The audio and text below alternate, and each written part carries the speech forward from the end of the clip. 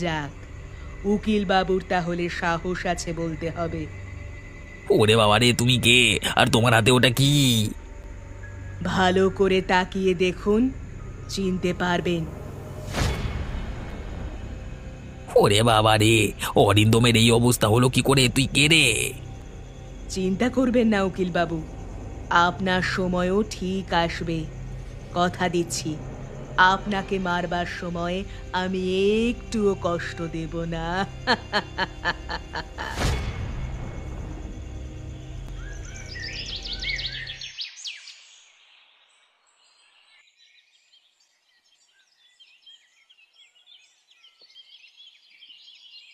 আমি তো কিছুই বুঝতে পারছি না। আপনি কি সত্যি বলছেন? আপনি কি আবোল তাবোল প্রশ্ন করছেন?